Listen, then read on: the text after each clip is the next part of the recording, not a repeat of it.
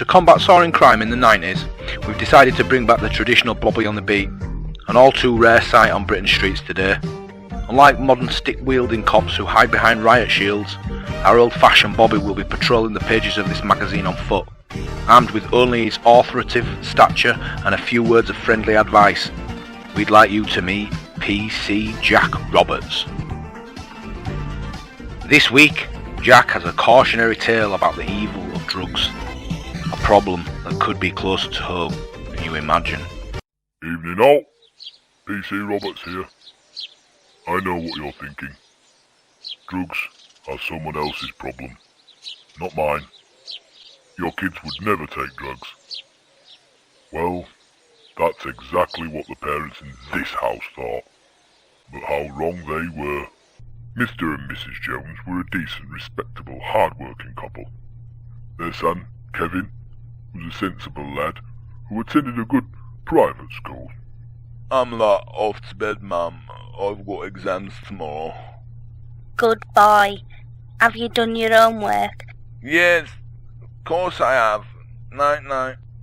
I'm so glad Kevin is a sensible lad. You read so much about drugs these days. Kevin wouldn't get mixed up in that, dear. He's not the type. Kevin's not the type.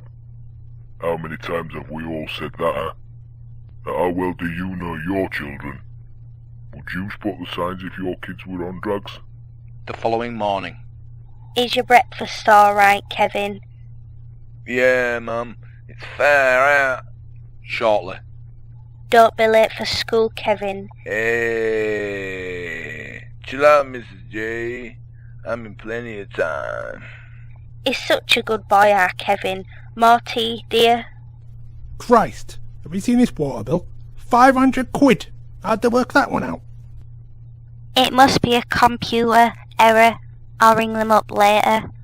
Okay then, I better hurry or I'll be late for work. But Mr. Jones was in for another surprise.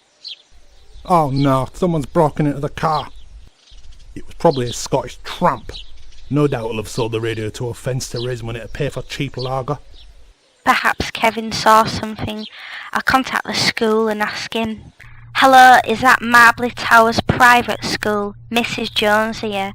I wonder if I could speak to my son Kevin. I'm sorry, Mrs. Jones, but Kevin hasn't been at school today. He's not on drugs, is he?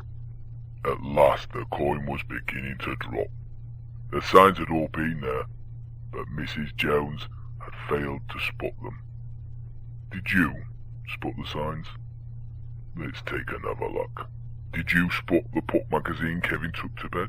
Pop stars blatantly promote the use of drugs, including E, both directly and indirectly, through the hypnotic beats of their music.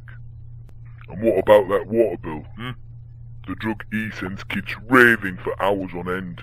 They wash it down with gallons and gallons of water. How much water do your kids drink? Dad blamed car radio theft on alcoholic Scottish tramps, and 9 times out of 10, he'd be right. But if Kevin was a user, or a junkie, taking E-pills, he'd need to steal to feed his expensive hobby. Of course, the biggest clue of all was Kevin's use of slang, or drug jargon, describing his breakfast as far out, and telling his mother to chill out, were dead giveaways that Kevin was high on ecstasy. Mrs. Jones knew she had to find Kevin, and fast, before he inevitably progressed into harder drugs. Eventually she spotted Kevin buying drugs from a dealer in a playground. This is good gear. You'll like it. Hey, far out. Give me some of that shit. Kevin Jones, what do you think you're doing? And as for you, dealing in death, ruining people's lives, I've got a good mind to beat you black and blue. But I don't want you. You're just a small fish. I want Mr. Big. The real villains are the Mr. Bigs, the evil drug barons who make millions by importing large quantities of drugs and selling them on. These faceless gangsters wear suits, drive cars, and appear to lead respectable lives. making it impossible for the police to catch them. But they hadn't bargained for Mrs. Jones. Right, I want the name and address of Mr. Big, or I'll give you a thick ear. I don't know his name, honest. Oh. Okay. His name is Mr. X. I'm meeting him today at 2 o'clock. That's more like it. Now we're getting somewhere. Are you alright, Kevin? Oh, yeah, Mum. Oh, I think I've just had a bad trip. Come on, it's time to put a stop to this evil drugs trade once and for all. Mrs. Jones headed straight to the docks, where she knew a deal was going down that lunchtime.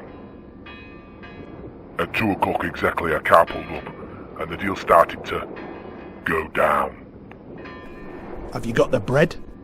Yeah, but I want to see the gear first. Okay, but I've got a shooter. One false move and I'll ventilate you and I'll make you into history. It's you!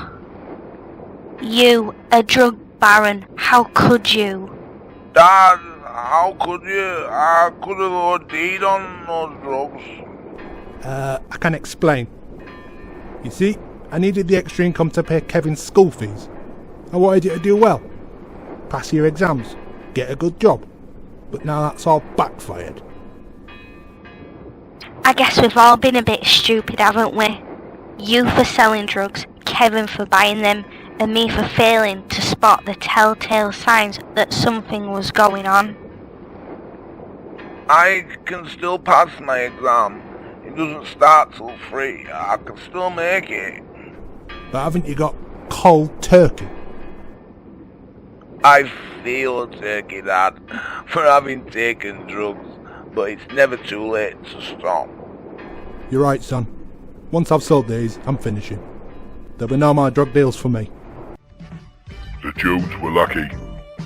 They were able to win their own battle against drugs. But what about your family? If you think drugs aren't your problem, then think again.